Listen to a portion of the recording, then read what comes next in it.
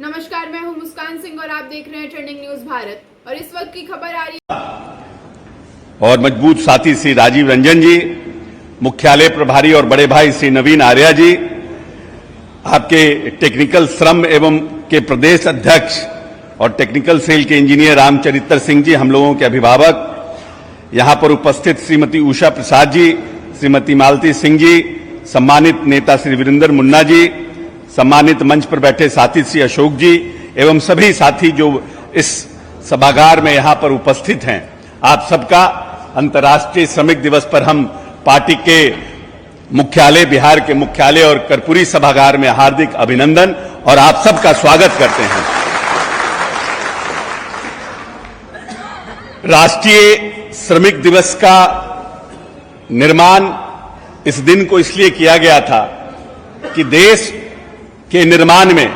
जिनकी महती भूमिका रही, चाहे वो ईंटा ढोने वाला मजदूर हो, चाहे ऑर्गेनाइज सेक्टर का मजदूर हो, लेबर हो, या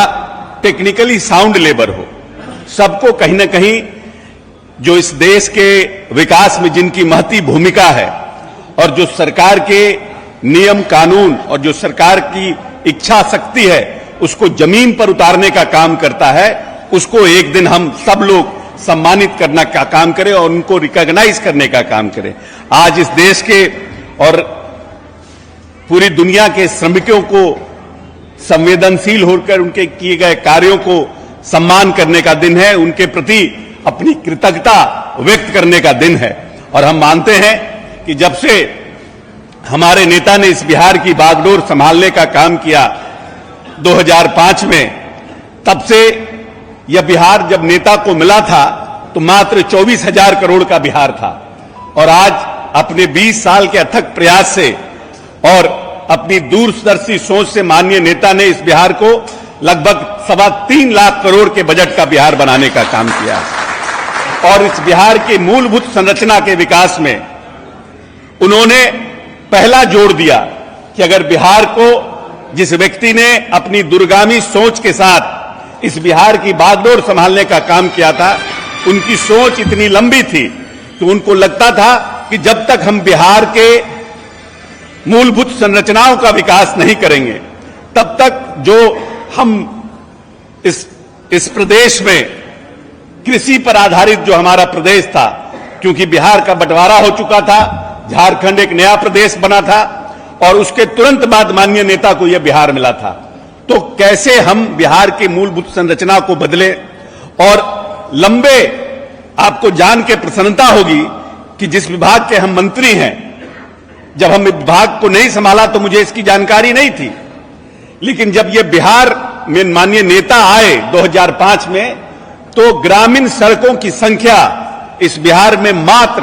8,000 किलोमीटर थी, और वो भी सिर्फ और सिर्फ प्रधानमंत्री सड़क योजना,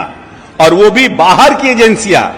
जो भारत सरकार जिनको एजेंसी चुनती थी, वो यहां सड़क का निर्माण करते थे। और आज 20 वर्ष में इस बिहार में माननीय नेता ने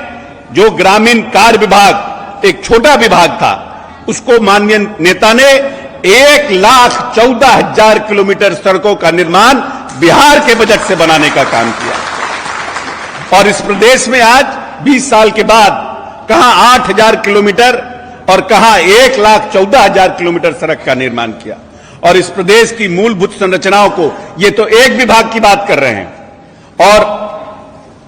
मुख्य जो आरसीडी हमारा है, रोड कंस्ट्रक्शन डिपार्टमेंट, उसके माध्यम से अलग सड़कों का निर्माण हुआ। हम सिर्फ ग्रामीण कार्य विभाग की बात कर रहे हैं। तो पूरी तरह से, और इसमें जो सड़कों का निर्माण हुआ उसमें श्रमिकों की,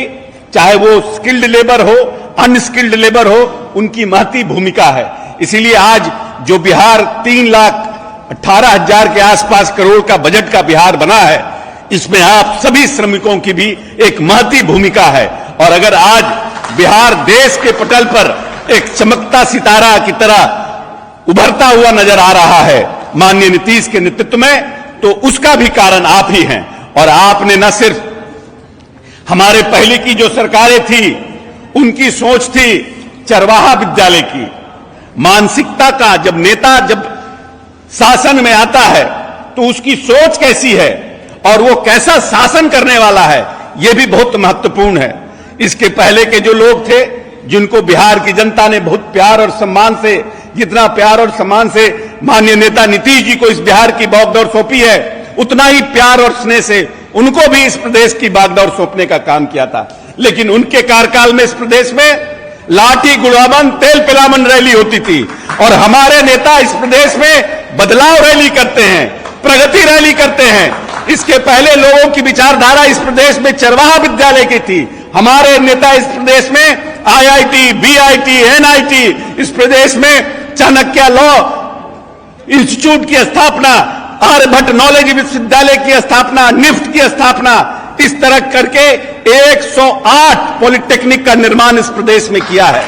क्योंकि उनको पता है कि हमारे यहां पूरी दुनिया में पर स्क्वायर किलोमीटर सबसे ज्यादा आबादी है, हमारे यहां नौजवान ज्यादा हैं, हमारे यहां बेरोजगारी ज्यादा है, हमारे यहां पानी का खपत ज्यादा है, हमारे यहां बिजली का खपत ज्यादा है, हमारे यहां अनाज का खपत ज्यादा है। इसीलिए माननीय नेता ने कृषि रोड मैप 1, 2 और 3 के माध्यम से जो हम उत्पादन कर रहे थे, मक्का में हमें दुगना करने का काम किया, दलहन में हमें 1.5 गुना करने का काम किया, गेहूं में हम 1.5 गुना हुए, और चावल के धान के उत्पादन में लगभग 2.5 गुना हमने उत्पादन को बढ़ाने का काम किया। जो सिंचित भूमि हमारे यहां 1.5 लाख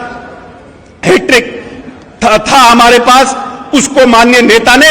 2 लाख, 2.25 लाख करने का काम किया। और पिछले 5 बिहार, जिसको बीमारू राज्य कहा जाता था, माननीय नेता के नेतृत्व में पिछले 5 साल का जो देश का सबसे बड़ा एग्रीकल्चर सेक्टर का क्रमन पुरस्कार है, उसको लेने का बिहार काम किया है। इसीलिए बिहार एक महफूज हाथ में है, बिहार एक दूरदर्शी नेतृत्व के हाथ में है। और जो आने वाला हमारा 5 साल है, ये बिहार के आर्थिक सफलता का समय है। हम आर्थिक रूप से कैसे सशक्त हो, हमारी मूलभूत संरचना बनी, हम शिक्षा के क्षेत्र में आगे बढ़े, हम कृषि के क्षेत्र में आगे बढ़े, हम बिजली के क्षेत्र में आगे बढ़े, हम सामाजिक न्याय के क्षेत्र में आगे बढ़े। हमने इस प्रदेश में जब बिहार मिला था नेता को, 118 नरसंहार का यह बिहार था, जहां पर जातीय उन्माद अपने चरम पर था, नक्सलवाद अपने चरम पर था, और माननीय नेता ने पंचायती राज व्यवस्था में पिछड़ा, अति पिछड़ा और महिलाओं को आरक्षण करके इस पूरे नक्सलवाद को और जातीय उन्माद को खत्म करने का काम किया है। इसीलिए आइए, जो ये 5 साल बिहार का आने वाला है, ये हमारे आर्थिक उन्नति का और आर्थिक रूप से बड़े छलांग लगाने का समय है। इसलिए महफूज हाथ में, जिस हाथ में बिहार आगे बढ़ा है, उसी हाथ में आने वाले 5 वर्ष में बिहार आगे बढ़े, इसका संकल्प लें। और सभी जो श्रमिक सेल है, श्रमिक हमारा जो विभाग है, जिसके विभाग के हमारे अध्यक्ष जी हैं, हम इनसे आग्रह करेंगे कि हम लोगों ने लेबर डिपार्टमेंट के माध्यम से ऑर्गेनाइज्ड और अनऑर्गेनाइज्ड सेक्टर्स के लिए इंश्योरेंस पॉलिसी की व्यवस्था की है। जो लोग दिहाड़ी मजदूर का काम करते हैं, जो लोग सब्जी बेचने का काम करते हैं, उन सब के लिए भारत सरकार के मदद से हम लोगों ने इंश्योरेंस पॉलिसी लाने का काम किया है। जो भी लोग हेल्थ सेक्टर में बीमार होता है, या किन्हीं की तबीयत खराब हो जाती है, किन्हीं का डेथ हो जाता है, उसमें एक इंश्योरेंस पॉलिसी का प्रावधान किया गया है कि उनको हम सिक्योर कर सकें। उसका ज्यादा से ज्यादा फायदा हम लोग अपने जो हमारे वोटर हैं, जो हमारे लोग हैं, उनको मिल सके, उसकी जानकारी लेकर के ज्यादा से ज्यादा करने का प्रयास करना चाहिए, जिससे ज्यादा से ज्यादा लोग नेता के प्रति और जो हमारी पॉलिसी है उसके प्रति आकर्षित हो सके। बहुत बहुत धन्यवाद। जय बिहार, जय नीतीश कुमार।